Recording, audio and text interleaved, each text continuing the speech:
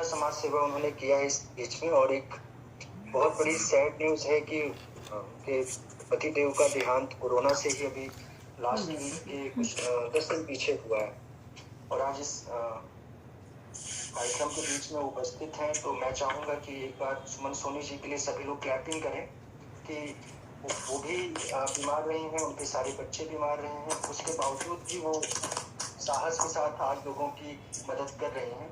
तो मैं सुमन सोनी जी को निमंत्रित करना चाहूंगा कि आके अपनी कुछ बात रखें, क्योंकि ये दुख का मोमेंट है आपके लिए और हम सब के लिए है, क्योंकि आप हमारे साथ कई सालों से लगातार जुड़े हैं। और आपका आना हमारे लिए सौभाग्य है कि ऐसी परिस्थिति में भी आप हम लोगों को कुछ सलाह या सुझाव देना चाहती हैं। तो एक बार आवाज सुन रहे हैं तो धन्यवाद आपका, स्वागत है आपका। जी नमस्कार, मैं सुमन सोनी भागलपुर बिहार से। क्या आप मेरी आवाज आप लोग सुन पा रहे हैं? जी मैं एक सरकारी शिक्षिका हूँ और समाज सेवी और एक कवित्री। और मैं यही कहना चाहूँगी कि जीवन में बहुत सारे आंधी तूफान आएंगे, कभी आप घबराएं नहीं, क्योंकि ये जीवन यहीं समाप्त नहीं होना है, ये निरंतर आगे बढ़ता ही चला जाएगा। और जो बीत गया उसे आप यादों में संजो करके रखें, ना कि उससे वर्तमान में उसको याद करके अपने आगे के भविष्य के साथ खिलवाड़ करें। हमारे अभी 2 बच्चे हैं, मेरी बेटी डॉक्टर सृष्टि सुमन और मेरा बेटा सिविल इंजीनियर सिद्धार्थ सुमन। ये दोनों मेरी अब जिंदगी है।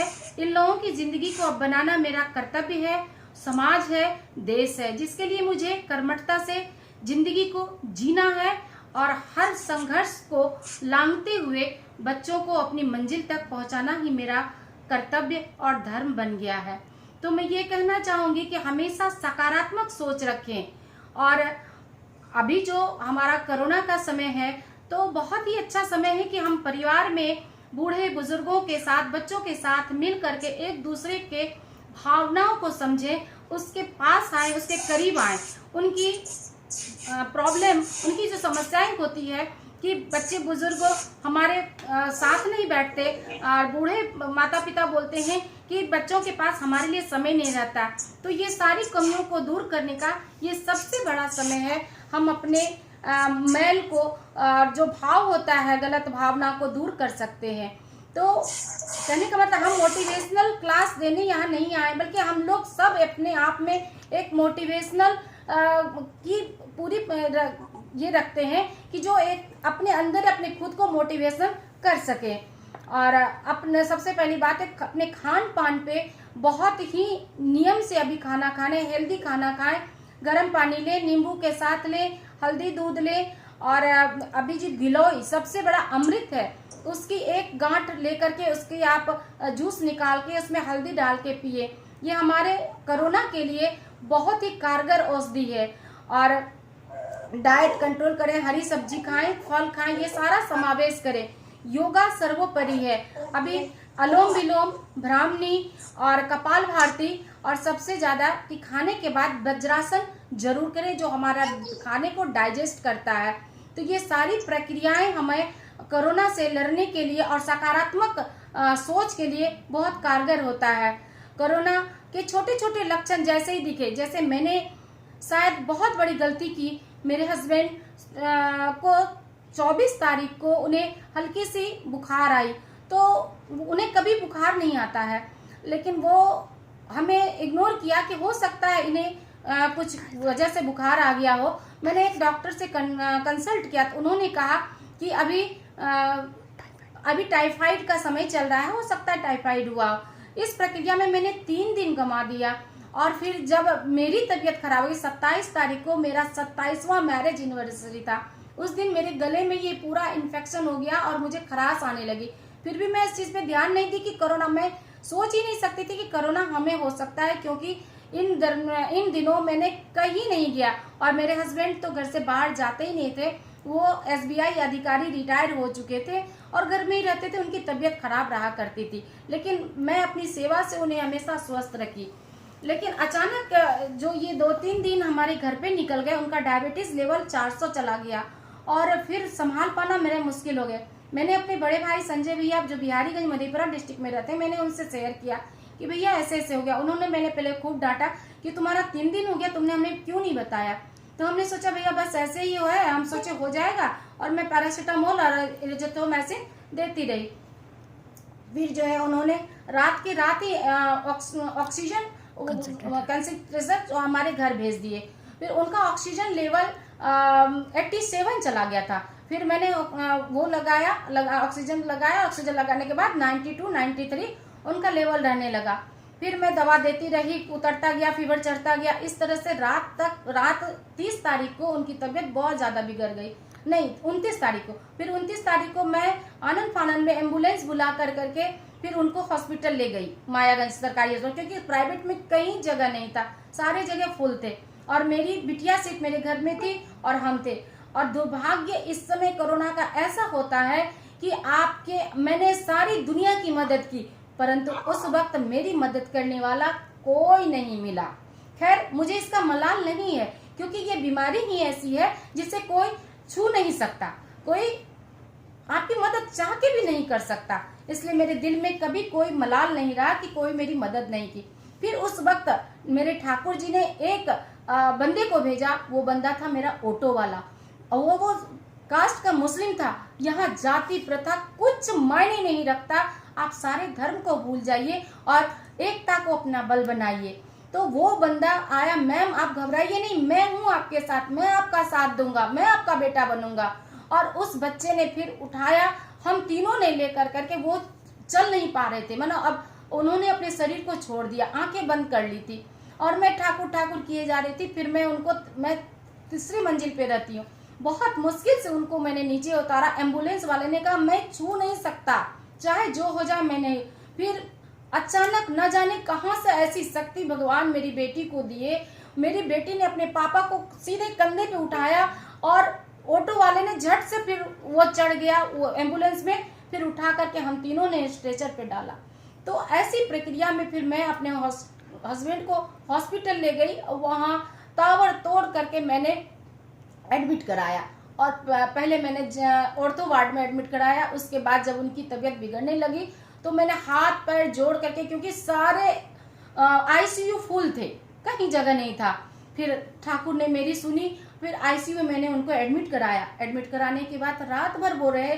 मेरा बेटा 92 ऑक्सीजन पे देख करके अपने पापा को वापस आया कि दीदी अब तुम चले जाओ पापा के पास, हो मैं फ्रेश होके आता हूँ। अचानक मेरा बेटा घर आया और मेरी बेटी के आंखों के सामने उनके पापा ने ऑक्सीजन लेवल 30 कितना था बेटा, 49 पे आ गया। 49 पे जैसे आया, ये बेचैन हो गई, डॉक्टर को बुलाई। डॉक्टर जितना हो सका, मैं डॉक्टर को कभी दोष नहीं दे सकती, ना नर्स को दोष सकती। उनकी आप लोग मनोबल बढ़ाएं, हम सब मिल के उनकी मनोबल बढ़ाएं, तभी वो अच्छे कार्य कर सकेंगे। क्योंकि अगर हम उनको गाली गलौज करेंगे या उनको हम लोग अवॉइड करेंगे तो वो हमारा साथ। एक तो आप ये सोचे कि डॉक्टर किस तरह से हमारी मदद करते हैं, अपने जान को हथेली पे रख के। नर्स किस तरह, क्यों करे जब जिंदगी ही नहीं रहेगा तो रुपया कमा के हम क्या करेंगे। लेकिन उन लोगों ये चीज की परवाह ना करते हुए हमारी सेवा के लिए तत्पर रहते हैं। प्यार से कहें, रिक्वेस्ट करें।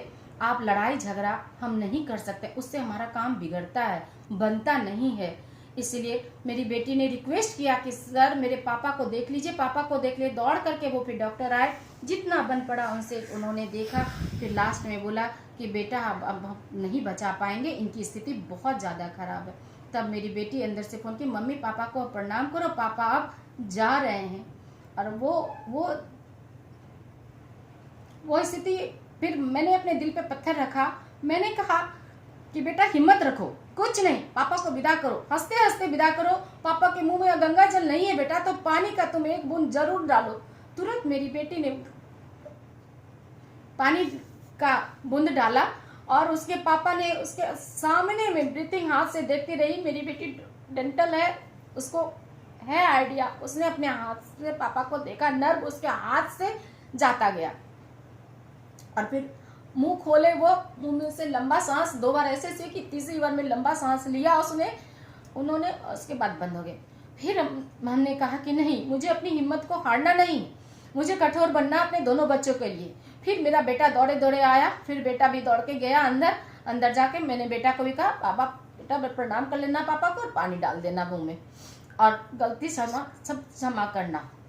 तो इस तरह से हमें हिम्मत रखना होगा, क्योंकि हमारी जिंदगी को आगे लेके चलनी है।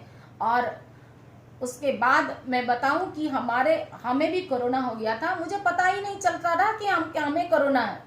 जब मेरे भाई आए तो उन्होंने कहा कि बाबू तुम एक बार अपना फीवर चेक करो। बोले भैया हमको बुखार नहीं है, सिर्फ रीढ़ की हड्डी में हमें पेन होता है, थोड़ा सा दर्द महसूस होता है, बस और कुछ नहीं है। बोले फिर भी तुम एक बार लगाओ।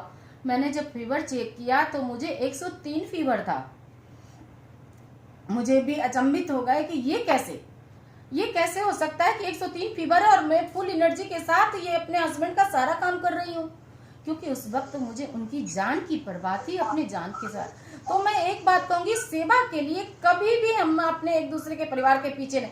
मेरा बेटा मेरा बेटी पापा के साथ सोया, पापा के का सारा सेवा किया, उनको दवा खिलाना, खाना खिलाना, उठाना बैठाना। मैं एक बात बता दूं, मेरे हस्बैंड अल्जाइमर पेशेंट थे, 3 साल से वो मेमोरी बिल्कुल खो चुके थे, एक नवजात शिशु हो गए थे। वो मुझे माँ कह के पुकारते थे, माँ तुम्ही कोथाय जाओ ना, तो माँ तुम्ही हमारे काचे ताको, माँ আমাকে ভয় লাগছে, तुम्ही छेड़े जेओ ना আমাকে। वो उनका सुसु पॉटी सब हगीज में होता था।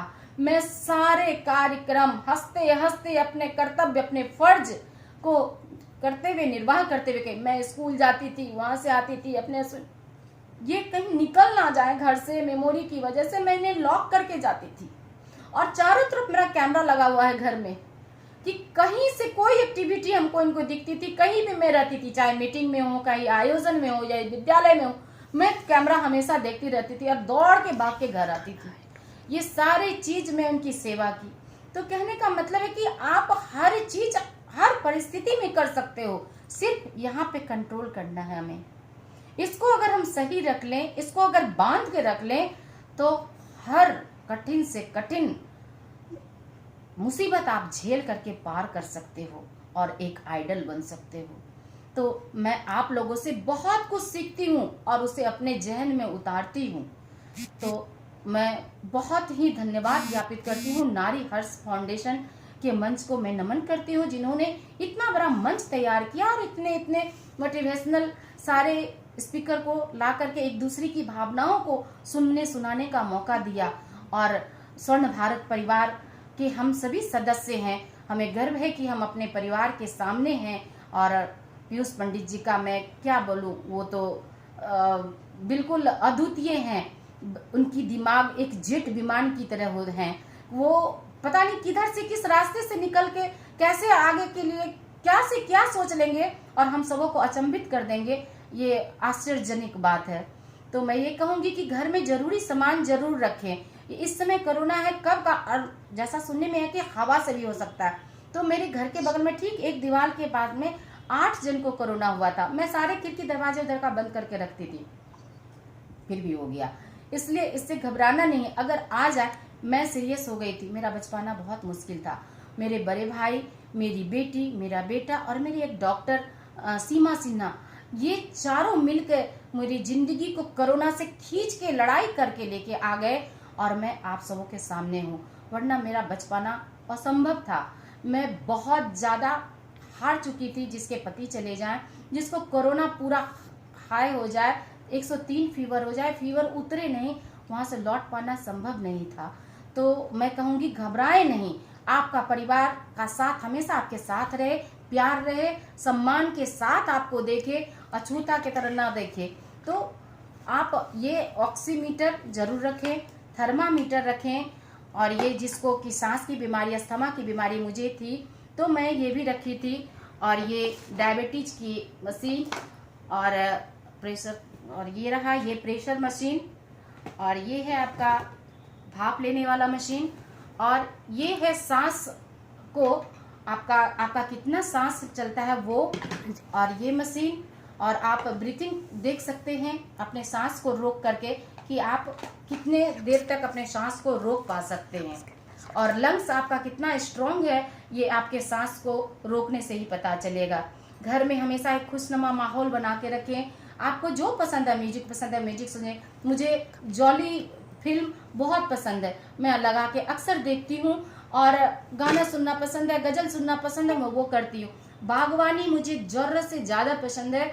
मैं छोटे छोटे बॉटल में, पॉट में फूल लगाते रहती हूँ। मैं दिखाऊंगी कभी आप लोगों को, मेरे सारे छत में, सारे बालकोनी में, सब जगह फूल लगे पड़े हुए हैं और मैं उसकी सेवा बच्चों की तरह करती हूँ। पहले तो समय कम मिल पाता था, अभी बहुत सारा समय है हमारे पास, तो घर के माहौल को हमेशा खुश है। और वैक्सीन जो है जरूर लगाना है हम लोगों को, वैक्सीन से घबराना नहीं है। वैक्सीन लगाने के बाद मुझे फर्स्ट डोज जो मैं ली तो उसमें मेरे बहुत सारे प्रॉब्लम आए, मुझे फीवर आ गया, मेरे हाथ फूल गए और मुझे चल पाना बहुत मुश्किल हो पा रहा था। बच्चे मेरे दोनों दिल्ली में थे, मैं और मेरे हस्बैंड थे, तो मैंने हस्बैंड को नहीं लगाया क्योंकि एक का मैं लगा लूँ फिर बाद में उनका लगाऊंगी, तो उससे डरना नहीं है और गलती से भ्रमित भी नहीं होना है। तो 2 गज दूरी, मास्क है जरूरी, सैनिटाइजर हमारे जीवन के लिए बहुत है उपयोगी। ये फार्मूला हमें हमेशा ध्यान में रखना होगा। सरकार की दी गई सारी गाइडलाइन को हमें मानना है, तभी हमें कोरोना को मात दे पाएंगे। कि और डॉक्टर उनका हमेशा सम्मान करे। आपकी ज़िंदगी हमारी ज़िंदगी, हमारे परिवार और हमारे समाज, हमारे देश के लिए बहुत ही महत्वपूर्ण है। तो मैं यही कहूँगी कि 4-5 दवाई है जिसको हम लोग सभी जानते हैं, उसको हमेशा घर में रखेंगे। हमें सुई भी लगी, 10 सुई हमने ली। तो ये सारी बातें कहाँ आके हमें लाती है, मैं यही सोचती हूँ कि मैं आज जिंदा कैसे हूँ और आप सबों के समझ कैसे हूँ। तो उसका सिर्फ एक हमको पॉइंट आता है नज़र में, वो है मेरा परिवार का प्यार, परिवार का साथ, आपके आत्मबल को बढ़ाना, हमारे अंदर के आत्मबल को जगाना, जीने की इच्छा को जाहिर करना कि हमें कुछ नहीं हुआ है, हम ठीक हो जाएंगे, हमें ठीक होना है, हमें अपने परिवार के लिए ठीक होना है, हमें अपने बच्चे के लिए ठीक होना है, हमें अपने समाज के लिए ठीक होना, हमें बहुत कुछ करना है अभी। और सचमुच हमें अपने जीवन में अभी बहुत सारी ऐसी चीज़ें को मेरे जीवन में बाकी है जिसे मुझे पूरा करना है और उसमें आप सबों का हमें साथ चाहिए, आप सबों का सहयोग चाहिए और स्वर्ण भारत परिवार का साथ तो चाहिए ही चाहिए। पीयूष जी, आपका साथ हमेशा हमें चाहिए, हमें रास्ता दिखाते चलिएगा, हम लोग उस रास्ते पे चलते चलेंगे। तो मैं लास्ट में एक कविता आप लोगों को सुनाना चाहूँगी, तो सुने। कोरोना कहाँ, तीसरा वाला ना, त्रिदेव, आज के त्रिदेव। लॉकडाउन के दौरान सुमन जो सीखी वो सत्य बताने आई हूँ। अमेरिका अग्रणी देश नहीं, चीन की कभी विश्व कल्याण की सोच रही नहीं। यूरोपीय उतने शिक्षित नहीं जितना हम उन्हें समझते थे। हम अपनी छुट्टियां यूरोप या अमेरिका गए बिना भी आनंद से देखो बिता रहे हैं। हम भारतीयों की रोग प्रतिरोधक क्षमता विश्व के कई लोगों से बहुत है ज्यादा। देखो आज न कोई पादरी, पुजारी, ग्रंथी, मौलवी या ज्योतिषी बचा न सके एक रोगी को भी। स्वास्थ्य कर्मी, सैनिक व पुलिस प्रशासन कर्मी ही हैं असली हीरो आज के। वंदन है, अभिनंदन है अभी के इन भारत माता के सच्चे सपूतों को, जिनके दम पर हम चैन से अपने घरों में सुरक्षित सोते हैं, रहते हैं। जी हाँ, हम अपनी वजह से ही, हम आपकी वजह से ही तो चैन से परिवार के संग घर में रहते हैं, सोते हैं। तो ये हमारी छोटी सी कविता थी और लास्ट में हम आपको 2 लाइन ये सुनाना चाहेंगे। जिंदगी प्यार का गीत है, इसे हर दिल को गाना पड़ेगा। जिंदगी प्यार का गीत है, इसे हर दिल को गाना पड़ेगा। नमस्कार, मैं सुमन Soni, Bhagalpur, Bihar. And we rightly salute Suman ji. तो आपका बहुत बहुत धन्यवाद और आपके जज्बे को मैं सलाम करता हूँ यहीं से। और मुझे लगता था आज तक कि मैं ही बहुत मजबूत हूँ अंदर से, लेकिन आपकी सारी 10-15 दिन की जो कहानियां हैं, जो हमेशा फेसबुक पे देखता आ रहा था और आपका संघर्ष देखता आ रहा हूँ मैं काफ़ी दिनों से, क्योंकि हस्बैंड की तबीयत आपकी बहुत सालों से खराब है और उसके बावजूद भी आप जिस तरीके से भागीदारी करती हैं समाज में, अपनी छाप रखती हैं। आपको देख के आपके पीछे की लाइन की जो महिला हैं आपके साथ जुड़ी हैं, वो भी आपको फॉलो करती हैं। और 10 मार्च को आपको डॉक्टरेट की उपाधि मिली थी हमारे यहाँ से जी। और कि आपके साथ ये दुखद घटना हुई है। बहुत जल्दी मेरा विजिट है आपके बिहार में, तो मैं कोशिश करूंगा कि आपके यहाँ भी पहुंचूं बिल्कुल सर, और स्वागत है। मिलूं आपसे। बाकी यहीं से मेरी तरफ से सर को जो है श्रद्धांजलि है, और कर क्या सकते हैं। अभी दुखद ये ऐसा है कि अभी सिर्फ बातों से ही हम अपनी दुख की जो पीड़ा है वो आपको बता सकते हैं। बाकी आपको हमारी इंटायर पूरी टीम की तरफ से आपके साहस को सलाम, और योद्धा